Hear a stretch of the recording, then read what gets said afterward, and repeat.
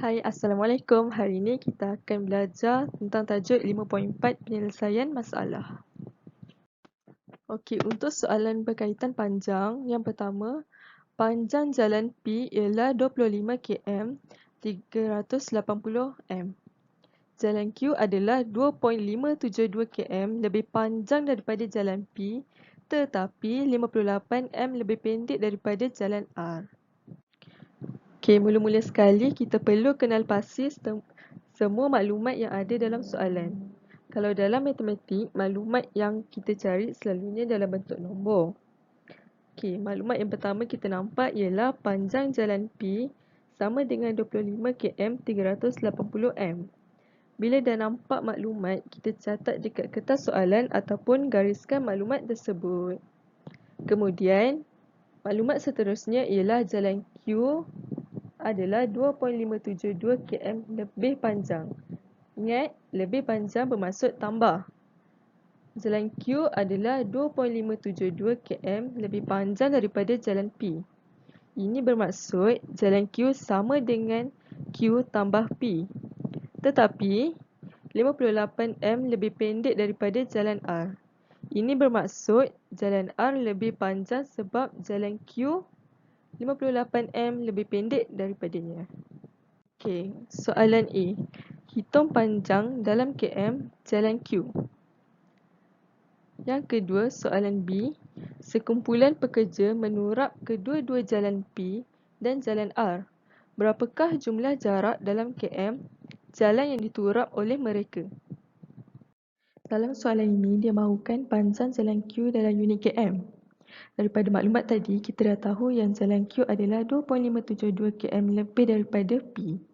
Maksudnya 25 km 380 m bersamaan dengan 25.380 km. Sebab soalan ada dalam km, jadi kita kena tukar dahulu unit km. Ini bermaksud P tambah dengan 2.572 km. Jadi kita boleh selesaikan guna bentuk lazim. Selesaikan satu-satu dan kita akan dapat jawapan panjang jalan Q. Jadi kita dah selesaikan kehendak soalan.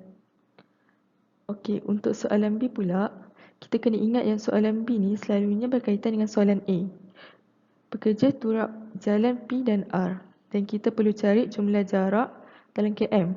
Ini bermaksud kita perlu tambah panjang jalan P dan R untuk selesaikan soalan ni. Okey, kita dah tahu yang panjang jalan P bersamaan 25.38 km. Tetapi kita masih belum dapat tahu panjang jalan R. Daripada maklumat, kita tahu bahawa jalan P 58 m sama dengan 0.058 km. Lebih pendek daripada jalan R. Maksudnya, untuk dapatkan jalan R, kita kena tambah 0.058 km kepada jalan R. Okey, jadi ini adalah jalan kira untuk jalan R. Tapi kita masih belum selesai sebab soalan nak dalam jumlah jalan P dan jalan R. Jadi, untuk selesaikan soalan ni, kita perlu tengok perkataan jumlah yang bermaksud tambah. Jadinya, kita kena tambah panjang jalan P dengan jalan R untuk dapatkan jumlah tersebut. Selesaikan guna bentuk lazim dan kita akan dapat jawapan 53.390 km. Okey, untuk tajuk jisim pula, jisim sebiji tembikar ialah 2.07 kg. Sebiji durian adalah 850 gram lebih berat daripada tembikar itu, tetapi 3/4 kg lebih berat daripada sebiji nangka madu. Okey, mula-mula kita keluarkan semua maklumat yang kita nampak. Jisim sebiji tembikar 2.07 kg, jisim durian 850 gram lebih berat daripada tembikar dan jisim durian sama dan jisim durian adalah 3/4 kg lebih berat daripada nangka madu. A. Hitung jisim dalam kg durian itu. B. Hitung jisim dalam kg nangka madu itu. Dan C. Antara tembikar durian dan nangka madu yang manakah paling ringan?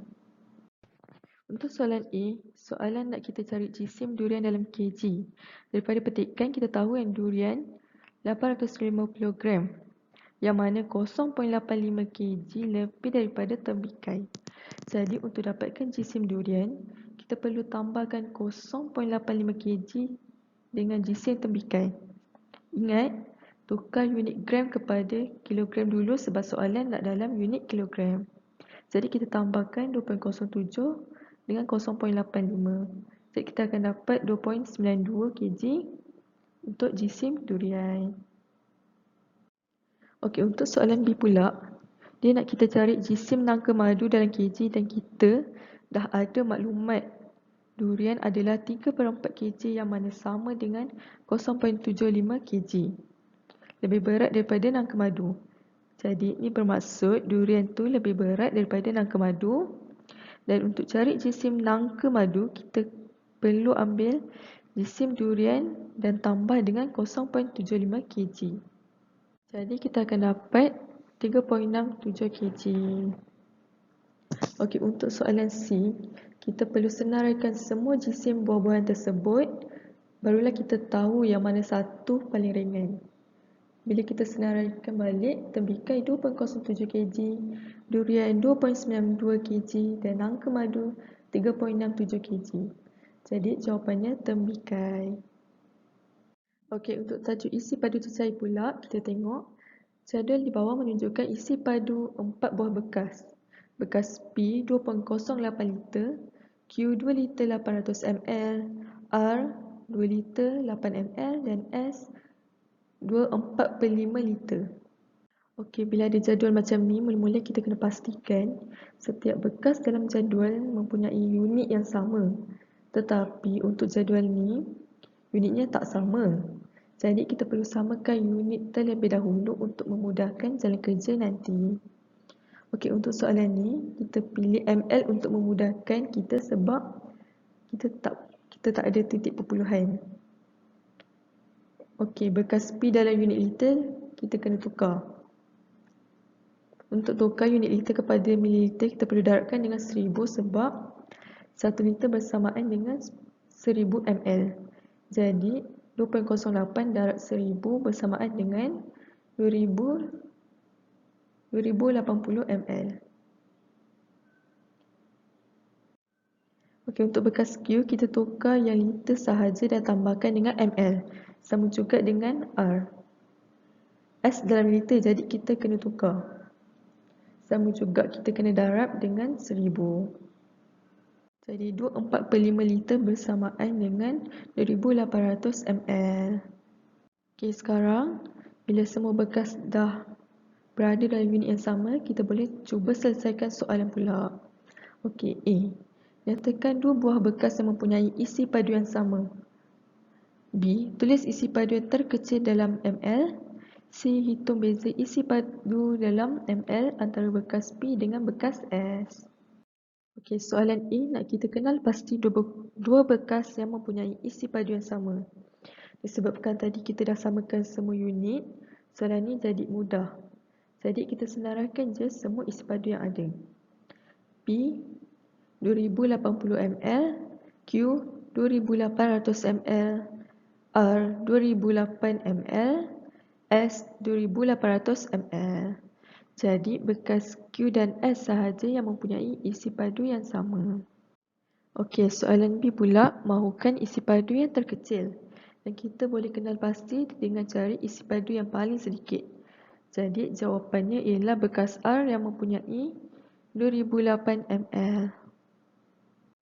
Okey, untuk soalan C, kita perlu ingat yang perkataan beza bermaksud tolak.